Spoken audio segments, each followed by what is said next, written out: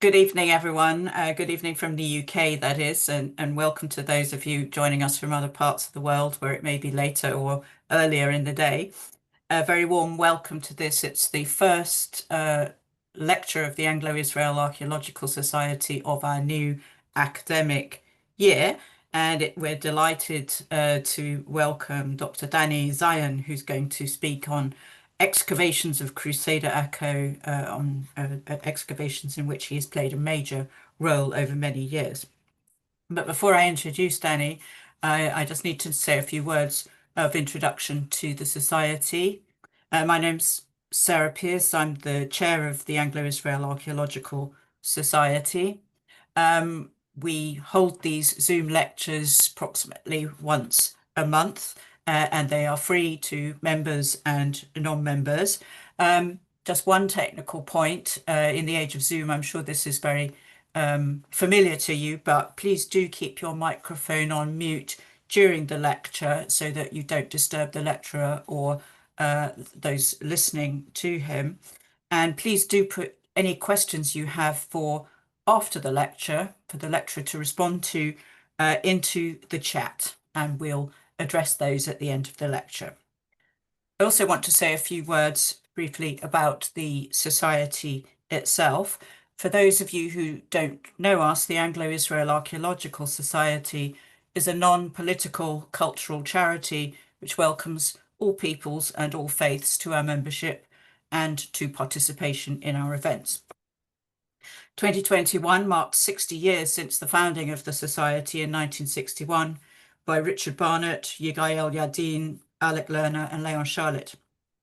And as many of you will know, the Society was privileged in December last year to celebrate with a special lecture by Tessa Rajek, the 100th birthday of Barbara Barnett. Barbara was the widow of Richard Barnett and one of our distinguished vice presidents for many years. Barbara did an enormous amount to support the Society in many ways throughout its life and hers. I'm very sorry to let you know that Barbara died earlier this summer, a keen supporter of the Society's activities to the very end of her life. May her memory be for a blessing.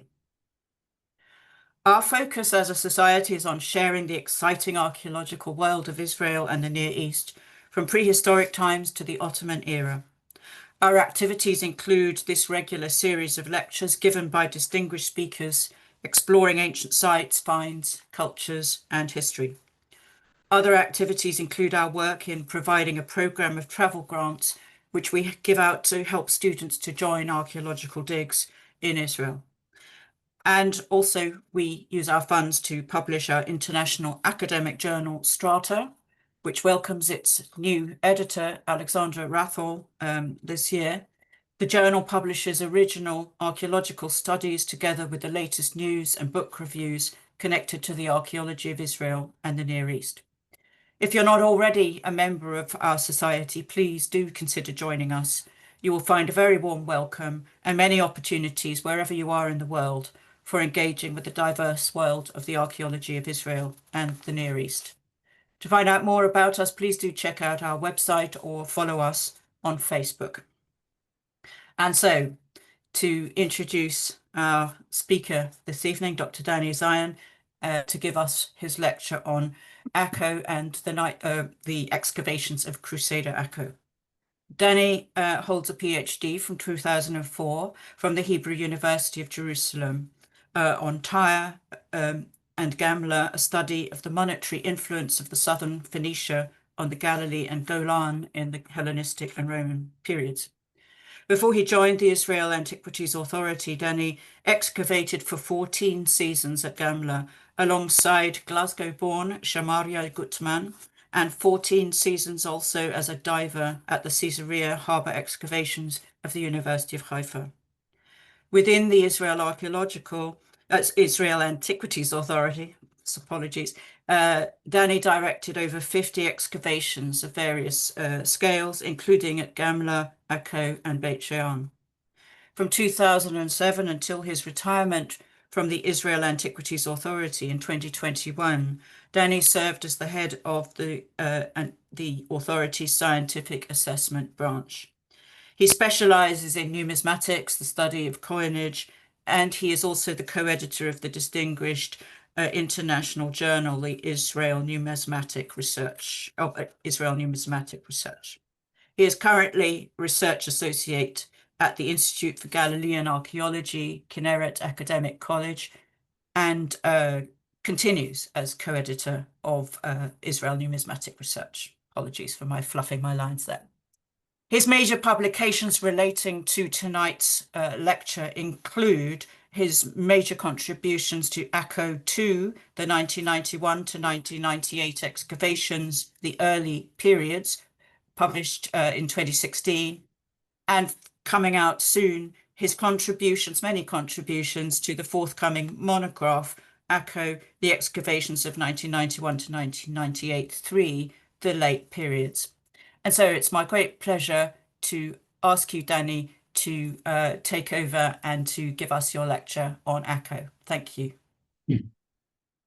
Thank you very much. I'm certainly excited to be with you today. The last time I gave a talk to the AIAS was in 2012 when I had a stint in Oxford and I was invited to give a talk at your venue in London.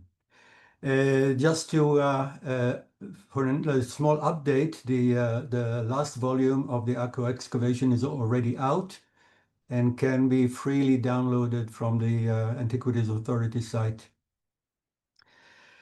And now to the subject. Akko was the capital of the second Crusader kingdom of Jerusalem during the 13th century.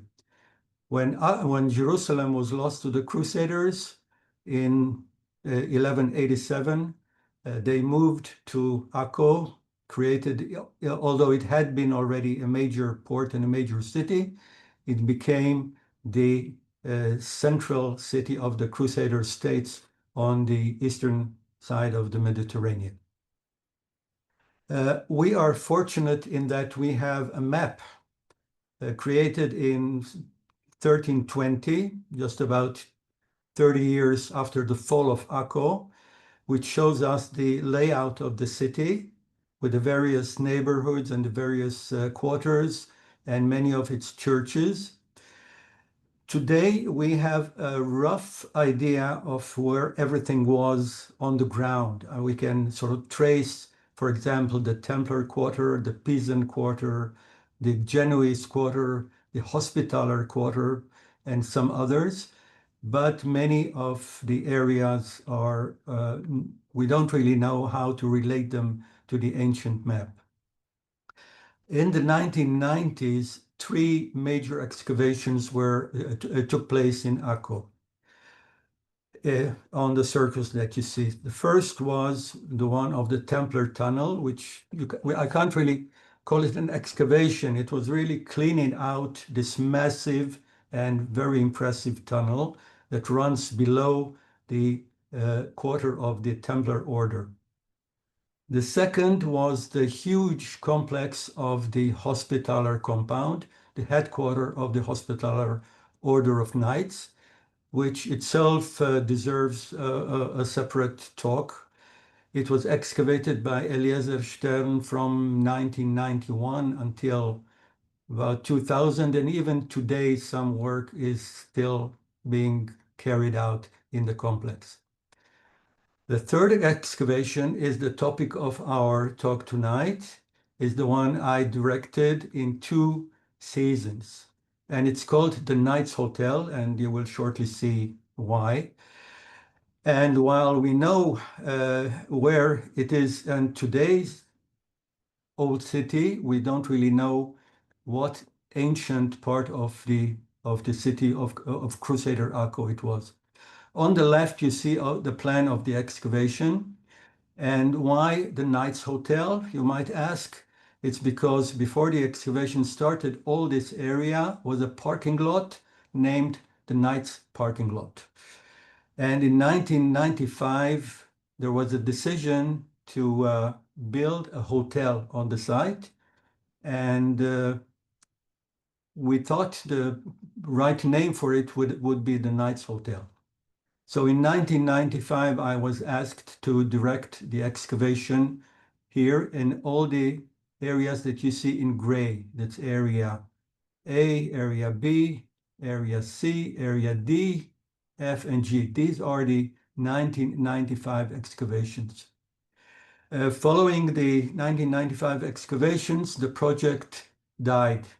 There was no money. They didn't want to build a hotel. And I was very happy because I thought that this was one of the most interesting areas of ancient Akko, of the Crusader capital of the 13th century. And it would be well not to build anything on the site and rather excavate it fully to see the small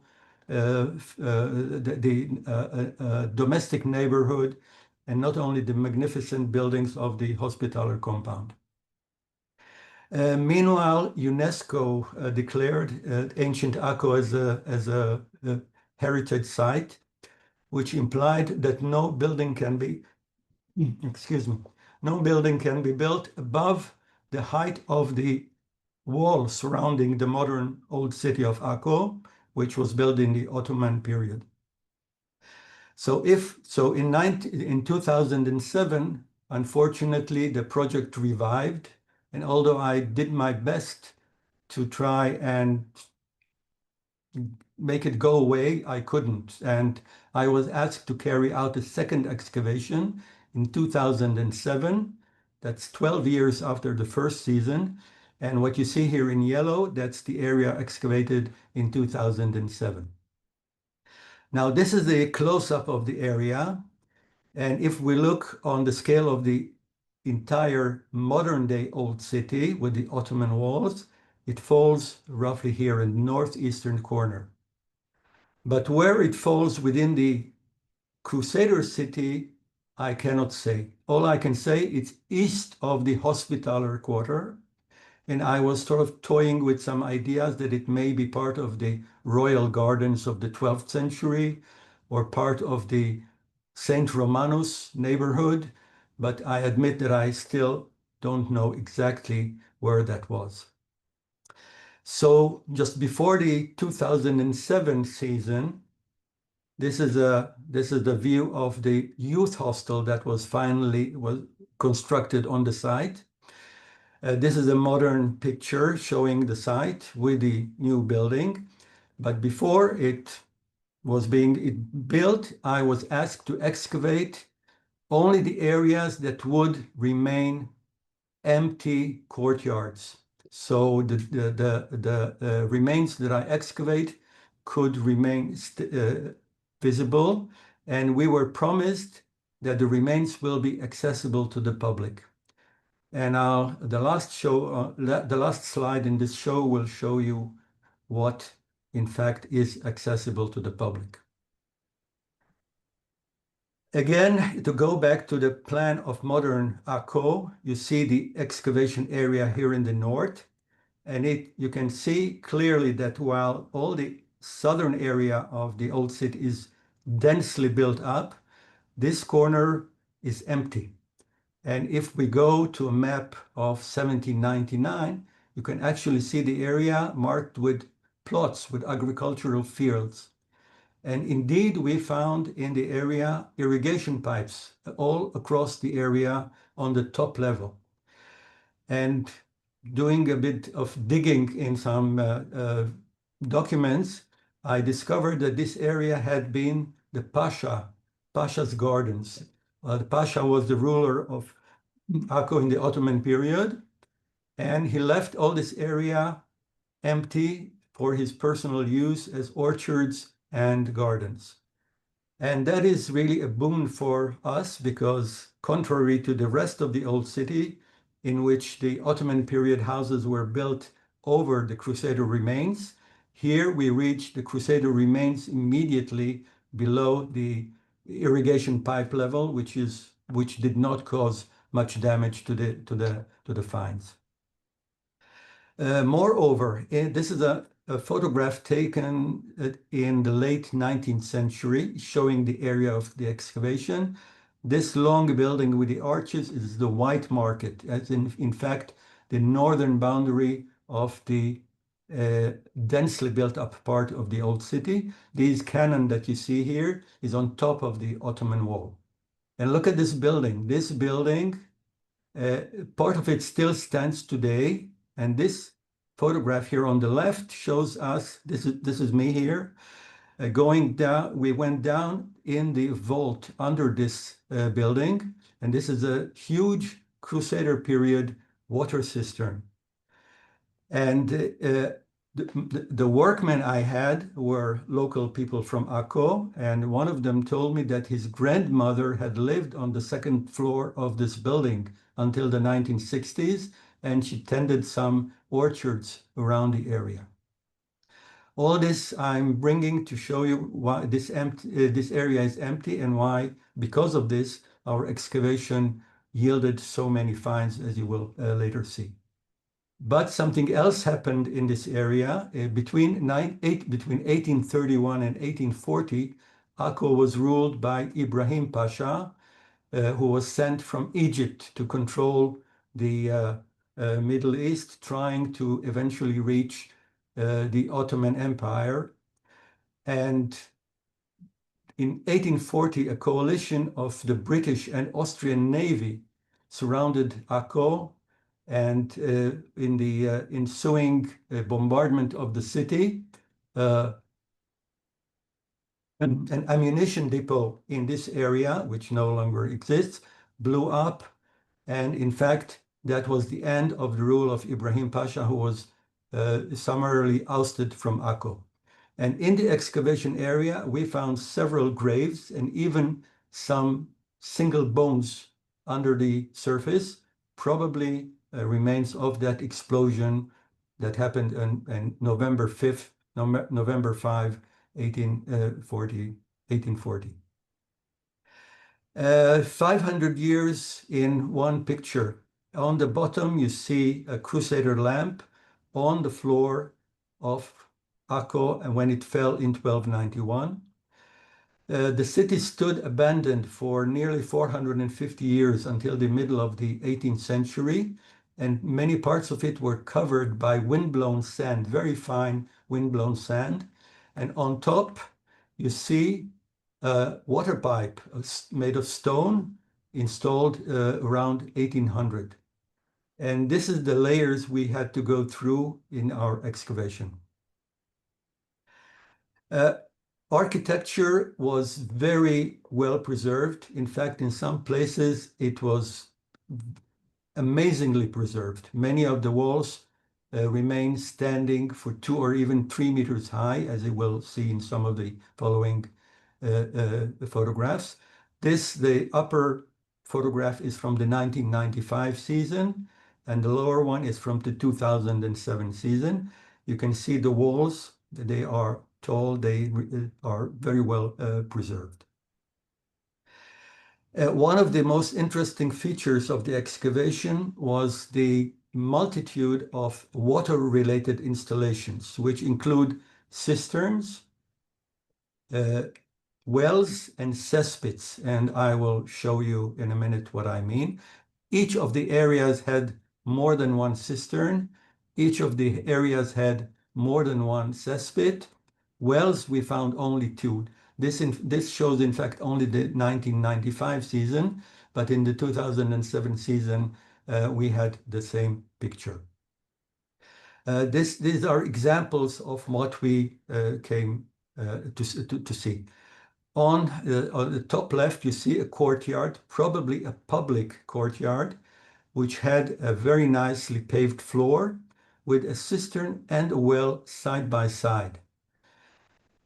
And on the other side of the enclosure was a cesspit. The lower picture shows the 2007 season, where you can see no less than 4 cesspits in close proximity, a well that probably went out of use when the cesspit was constructed, and another cistern. This picture on the right shows 2 things. First of all, it shows what I've been talking about now, a cistern here and a well here. But you can also see the preservation of the walls. This young lady is my area supervisor at the time. She's a tall girl, and you can see how much higher the walls are. What you can also see is the black soot covering the floor. These are the remains of the taking of Akko in 1291 by the Mamluk forces. So in all the areas we found the cisterns and the wells. We know from historical sources that the city of Akko was very crowded, very smelly, and very dirty. And considering that all the effluents went into the cesspits and contaminated the groundwater, I can imagine that the wall that was drawn from the wells caused quite a few problems to the inhabitants.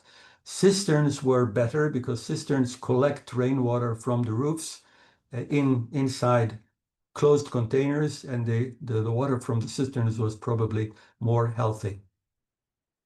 Another aspect of the architecture, I will not show you many plans because they are boring, but just one plan to show you the plan of this courtyard.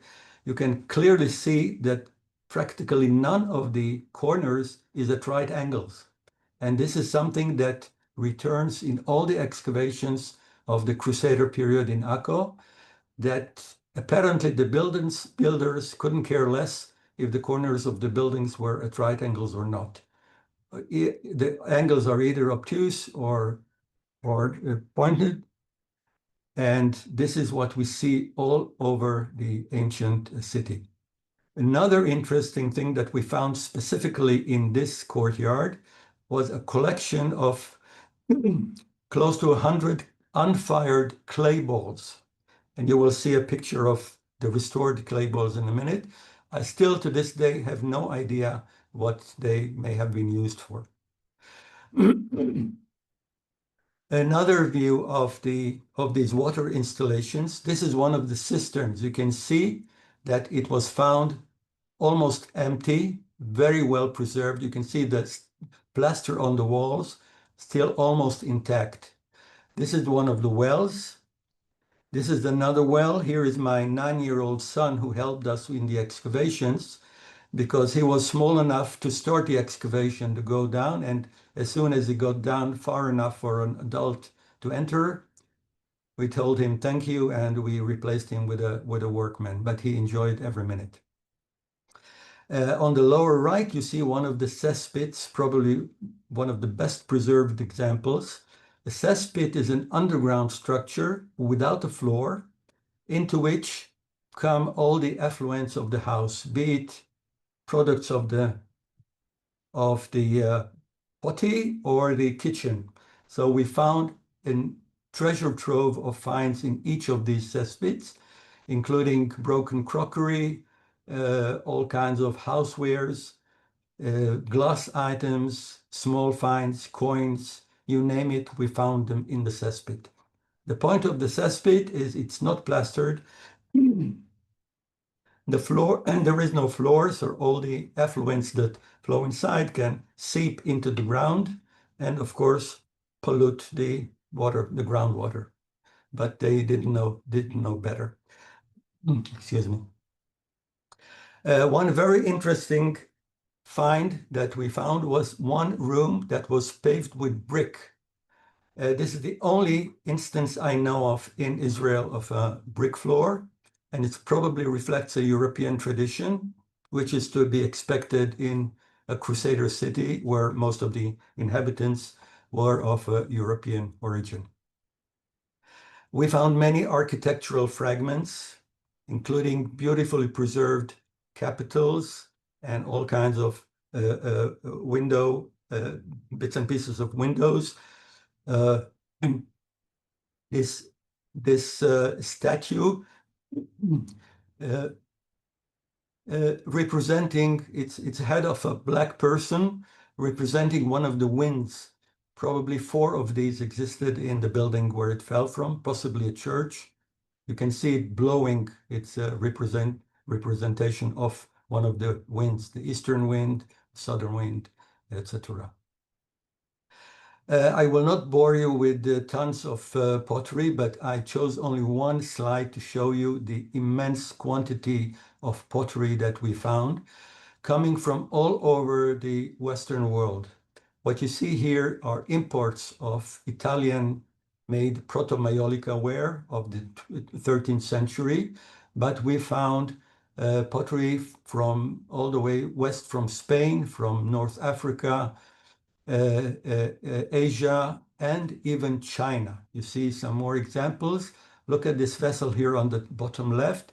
It's an intact Celadon little bowl it's from 13th century China. We have lamps, jugs, juglets. This is an albarillo, which is, I would call it an apothecary jar, which was in use in some of the apothecary shops or pharmacies in as late as the 19th century. The shape is very similar to those used later. An incredible amount of small finds. I will not show you everything, but I'll start with these balls that I showed you before as they were found. This is after they were cleaned. We conducted an experiment and fired one of these balls, and of course it shrunk a little bit, but obviously they were used as is, unfired. I still have no idea what they were used for. We found coins, local coins minted in Jerusalem, European coins from France, from Germany, from Italy, even Muslim coins from the 12th century that were used by the Crusaders in the 13th century. This coin was minted in Akko, and it actually includes the name of the city. It's written Puj Dakon. Akon was the local name of the city. We have a little cross of mother of pearl. We have some waste of some raw material, maybe for making buttons. And this is the time to say that throughout these excavations, we see that there were little cottage industries in the place, manufacturing all kinds of items.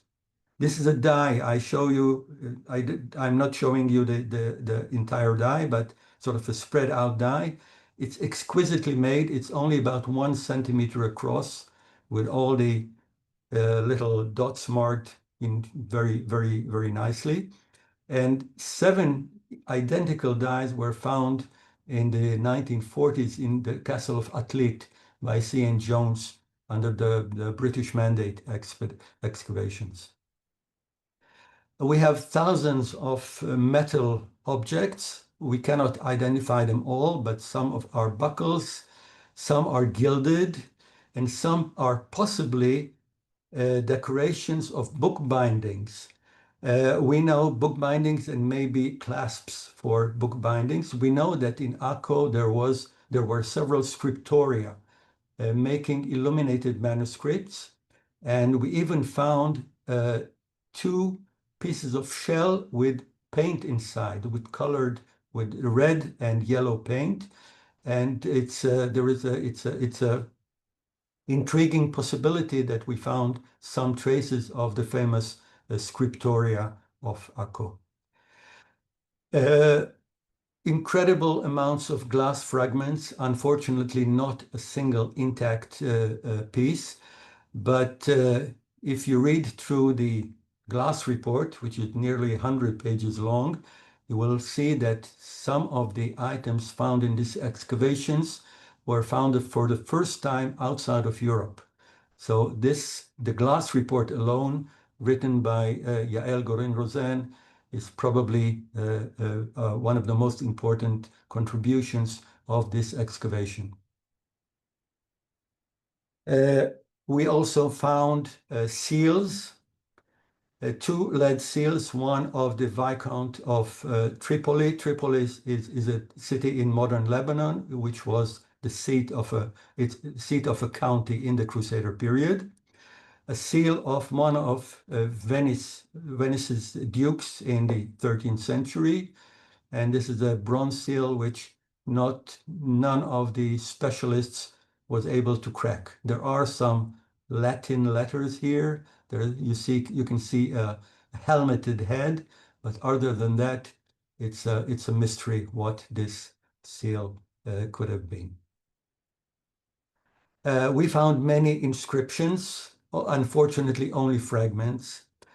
Some were in Latin, some were in medieval English, and some were in Arabic. The Arabic may be leftovers from the Islamic phase of Akko before the Crusader conquest, but we cannot say for sure. We tried to, it was my job to try and decipher these inscriptions with more or less success. One, at least, we can say it's a tombstone. It's an inscription mentioning a deceased by the name of probably Friedrich.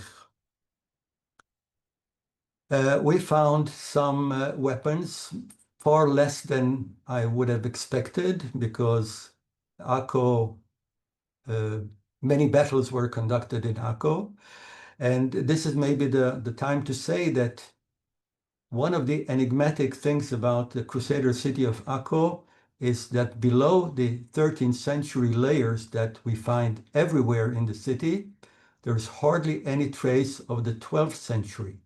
We know for sure that Akko was a major port in the 12th century, in the first part of the Crusader kingdom, but so far the archaeological evidence for this phase is very, very limited and obscure, and it is really very mysterious. Where did the 12th century city disappear? Even the pottery that we find in the old city is, I would say, 95% 13th century, with some of the pottery was still used from the 12th century onward. So these are the few arrowheads that we found. They may belong to the final siege and fall of Akko of 1291. They may also belong to the early 13th century, when Akko was recaptured by the Crusaders from the hands of Saladin. Now I'm making a short introduction before going on about pilgrimage. Pilgrimage will be the last topic I will talk about in this context. Pilgrimage is, of course, universal. All religions have pilgrimages. The Jews make pilgrimages to Jerusalem. The Muslims make pilgrimages to Mecca. And the Christians make pilgrimage to either Jerusalem or Santiago. I myself went on a pilgrimage to Santiago just a few months ago. St. James was a Jew after all, so it was okay, I think. But what I want to show you here, that when pilgrims go on pilgrimage, they want to take home a souvenir. They want to keep something at home to remind them of the pilgrimage. And one of the most common items that pilgrims used was a little flask to carry some holy substance back home. So in the Byzantine period, or the early Christian period, we have these lead ampullae or clay ampullae. This is from the Jerusalem, from the Holy Sepulchre. This is from Saint Menas pilgrimage site in Egypt. And they are all inscribed with the name and with some slogan mentioning the name where it came from. This, why I'm stressing this, will become apparent in a minute. The same here, Saint Menas. You can see, those of you who can read Greek can see, O Hagios Menas, Saint Menas. In Crusader period, in the 12th century, when Jerusalem was the capital of the Crusader kingdom, the Holy Sepulchre made similar ampullae. This is an example of one of the lead ampullae manufactured at the Holy Sepulchre in Jerusalem, with showing the tomb of Christ. You can see here the body with the cupola around it, with a cross and an inscription detailing that is, in fact, this souvenir is from the Holy Sepulchre. But what we found in our excavation was something similar but different in an important way. We found a workshop of manufacturing lead ampullae. We found scrap lead. You see the beautiful seal that I showed you 2 slides ago. It arrived in the workshop as scrap for melting down. Fortunately for us, it never happened, and we found the seal. It included raw material, a piece of lead with a rounded bottom, probably solidified in a cooking pot or a glass vessel, perhaps.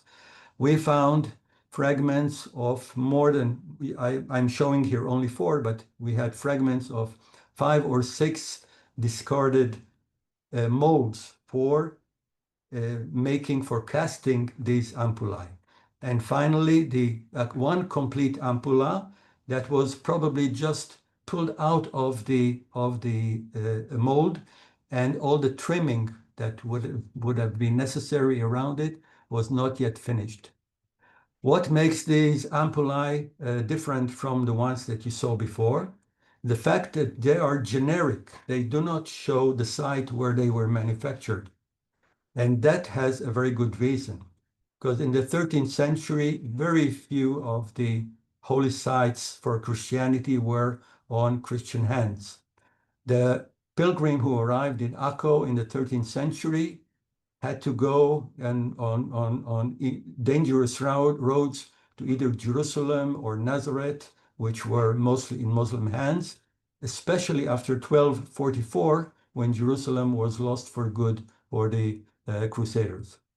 So at first, when I first worked on this workshop, I said, okay, the pilgrim arrived in Akko. He bought a load of generic ampullae and went on pilgrimage. And wherever he arrived, he filled the ampulla with whatever holy substance he could obtain and took it home, and probably kept notes which ampulla came from which holy site. But in the second season, we found something more. It turns out, well, when Christians came on pilgrimage to Jerusalem or Nazareth in the Crusader period, what they mostly sought were indulgences, was the pardon of their sins. But what happens when you arrive in Akko and the roads are closed? You cannot reach Jerusalem, you cannot reach Nazareth, and you are stranded in Akko.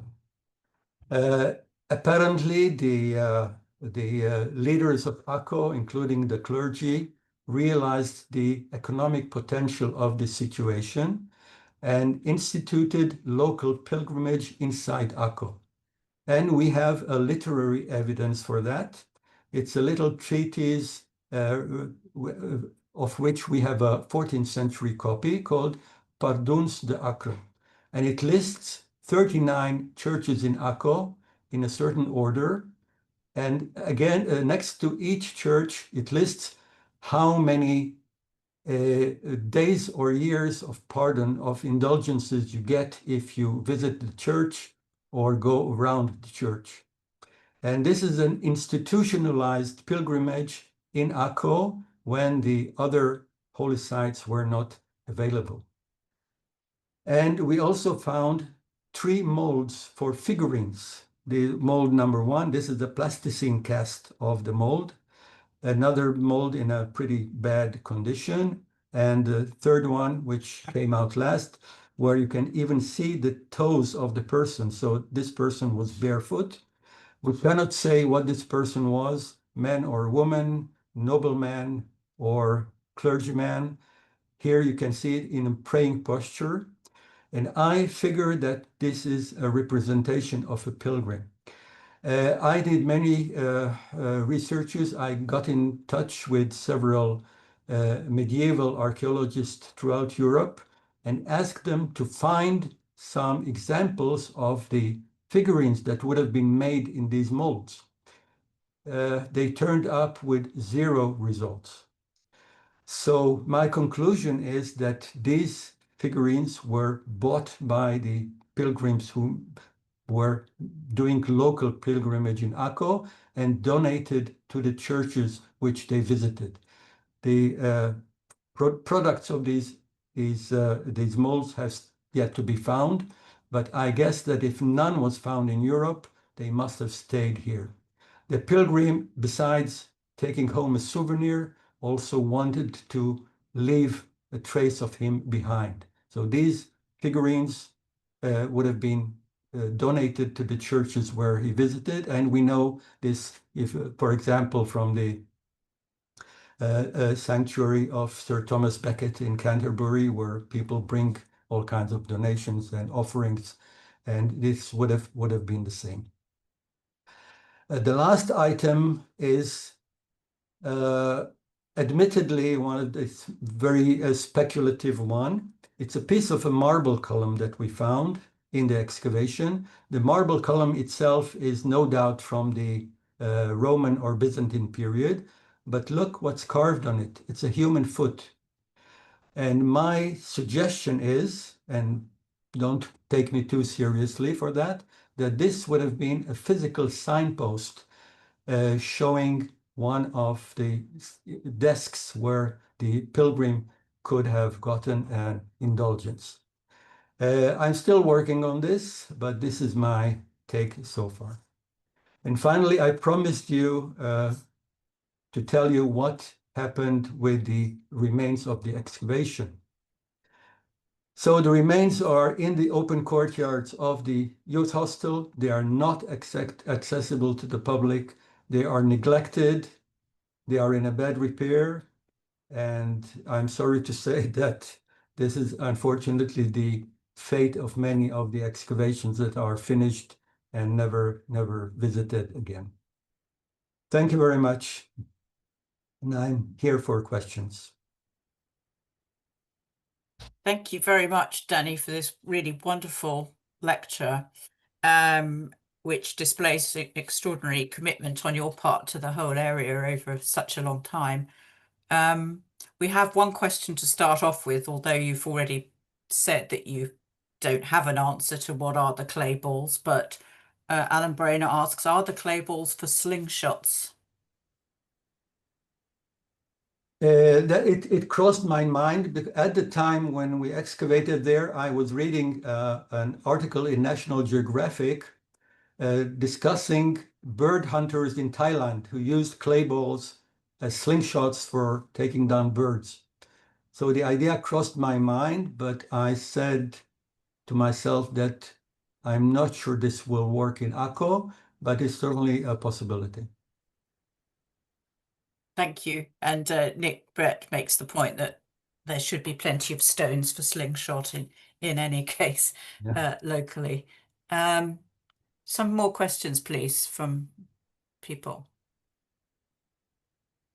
Roberta says, oh, they could be raw material for making pots. I don't think so, because the raw material usually comes in big pieces of clay, and it's a lot of effort to make them into very nice balls, very strictly shaped balls. It's a lot of effort, and then you take it apart. I don't think so. Another question from Alan, brief literary question. What sources describe Akko as cramped and dirty and so on? Actually, that source is from the 12th century by the Muslim traveler Ibn Jubayr.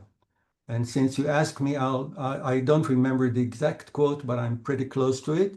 He says that Akko stinks, is full of people's tread on your legs. It stinks, and it's full of crosses and pigs. Those are his words. Do we know anything about individuals in Akko in the Crusader time? Their lives, their histories? That I think that's a question that's more appropriate to an historian, not to an archaeologist. We haven't come, well, except those inscriptions that mention individuals. We cannot say. There is in the 1970s, a book was published by the Franciscans who studied all the inscriptions, the Crusader period inscriptions in Akko, and they may mention quite a large number of individuals. But I don't think that we have any historical evidence connect any of those names with a person known from historical sources. Thank you. Further questions? I don't want to dominate the questions, although I've got plenty of them. Unfortunately, Laurie's had to go to work now. It's early in the morning in California. Laurie-Anne.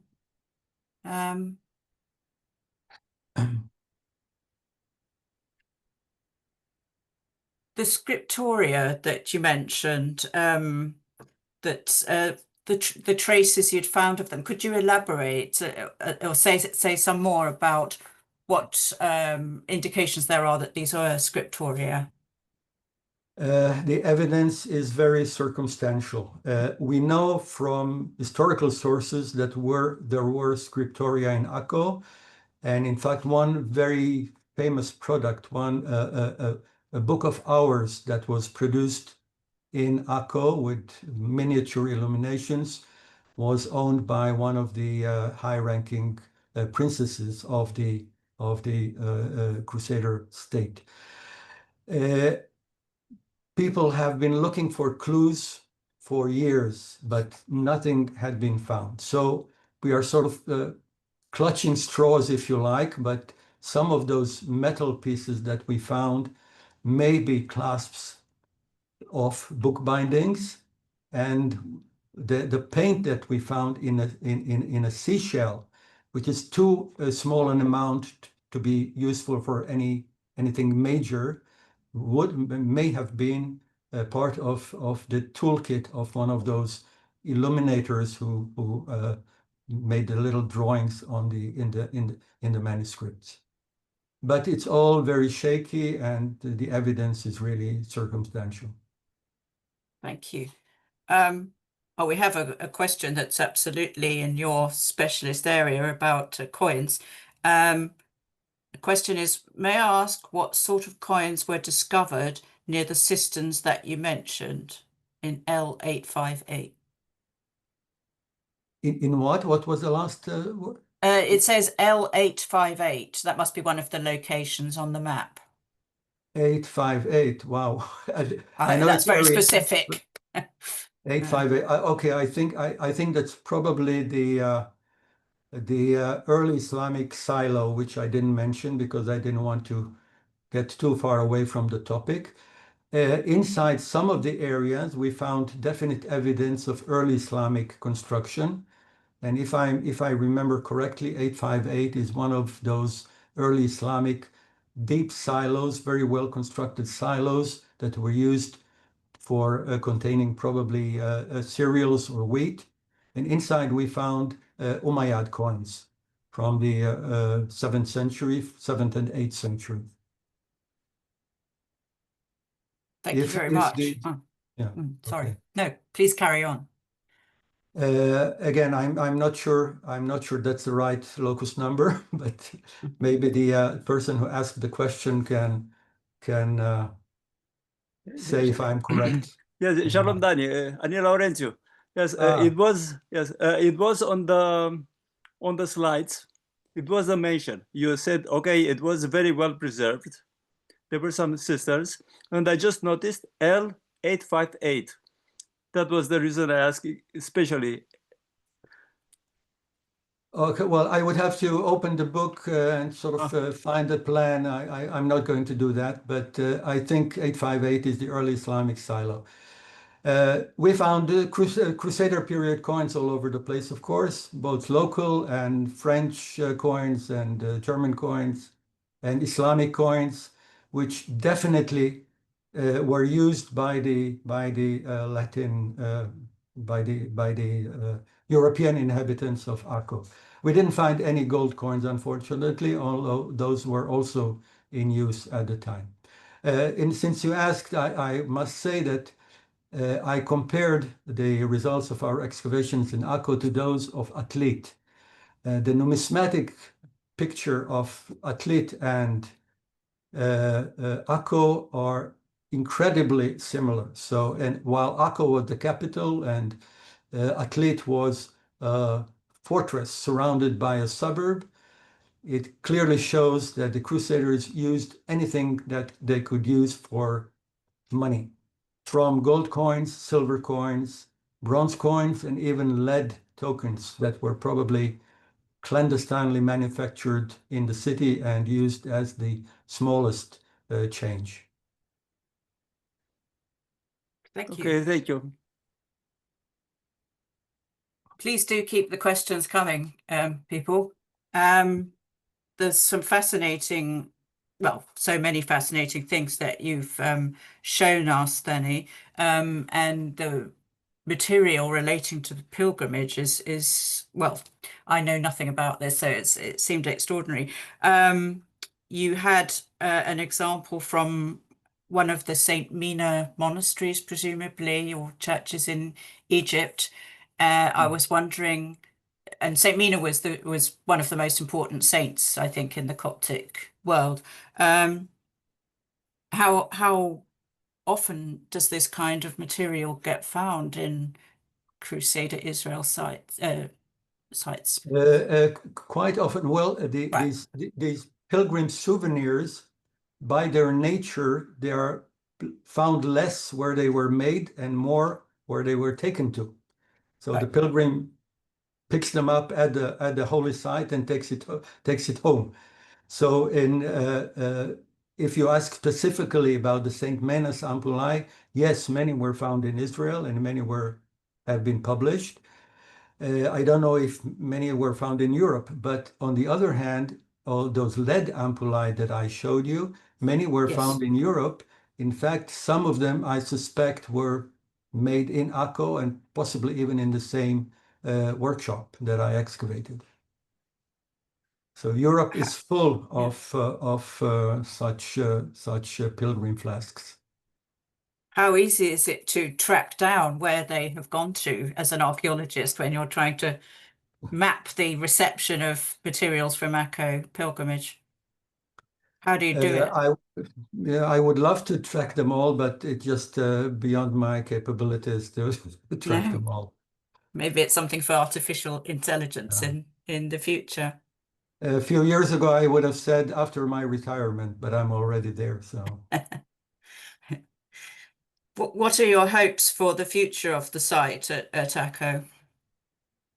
uh, well, I'm not optimistic because the current leadership of Akko is not really geared for any major excavations, which all of you know cost a lot of money. I think it was really a miscalculation to build that youth hostel. Instead, there could have been ongoing excavations open to the public with the participation of the public, excavating the only area of the capital of the Second Crusader Kingdom that yielded architecture and small finds. All the other parts of the ancient capital are built over in the Ottoman period and modern houses. There's no hope of finding anything major there. And so this is a lost opportunity, and I don't think it can be corrected. David Jacobson asks, did you find any Jewish artifacts in Akko? Any what? Sorry? Jewish artifacts? Uh, Not that I can recollect. No, no.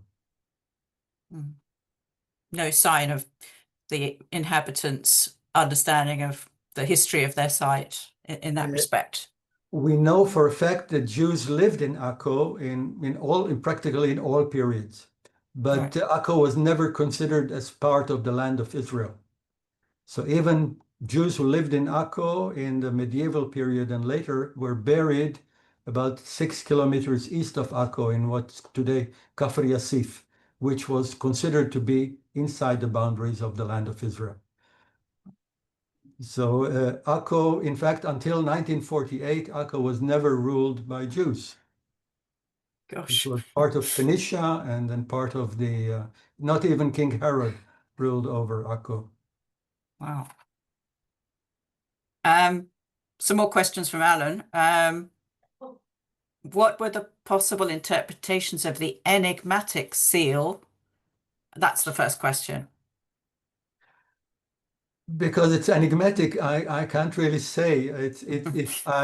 You won't believe how much time I spent on trying to figure out what those letters were. Some of the letters look as if they were Greek, some look as if they were Latin. I couldn't make out anything, and I showed it to the really most distinguished scholars in the field, and none could make anything out of it. It's no question that it's Crusader, but what it was, I'm afraid, unless something comes up with the missing half of it, and then we can complete it and maybe know what it was. And Alan has another question. What was the limited evidence of 12th century Akko or any Byzantine evidence?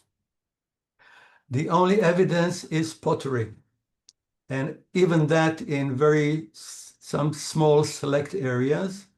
The pottery was read by Dr. Edna Stern, who is a good friend and even a neighbor, and we worked many years together. She's probably the top expert on Crusader period pottery in the country, possibly even beyond that. And she claims that this is something very unusual. The only place where we found definite evidence of 12th century occupation is east of the modern-day Old City, part of the modern Akko in the industrial area just east of the Old City. There is definite evidence of the 12th century. But those who know Akko and read about Akko say it's almost impossible to believe that what is the Old City today was not inhabited or not used by the Crusaders in the 12th century, but that's what the archaeological evidence seems to be telling us. Thank you very much, Danny. We've put a lot of questions to you, and I think we should leave it there. But thank you enormously on behalf of the Society for a really wonderful lecture and for sharing these extraordinary finds and interpretations from Akko with us. Your extraordinary commitment to the whole area is really inspiring. There are many things that I'm certainly going to take away from this lecture as someone who has no specialist knowledge at all of the field, but that image of 500 years in one picture is quite extraordinary, and the many layers in which you had to dig down to get to the excavation layer that you were looking at. The mysteries that you have left us with, like what were the clay balls for? And I think some of the glass finds and other objects for which no specialist has yet been found, despite extraordinary efforts to do so, to explain them. And some really striking images of the activity of those responsible for writing manuscripts, and for the pilgrimage industry, and that wonderful image of the possible signpost with a footprint, indulgences this way. Really vivid picture of this long lost civilization. So on behalf of us all, Danny, an enormous thanks to us. Thanks to you. Gosh, I'm really not doing well today. Thanks to you for everything and for this truly remarkable lecture. Thank you. Thank you. I must say hello to Martin Goodman, who I'm seeing smiling at me there. Oh, good. Hello, Martin. I can't see him myself. And I encourage those who are really interested to download the final reports.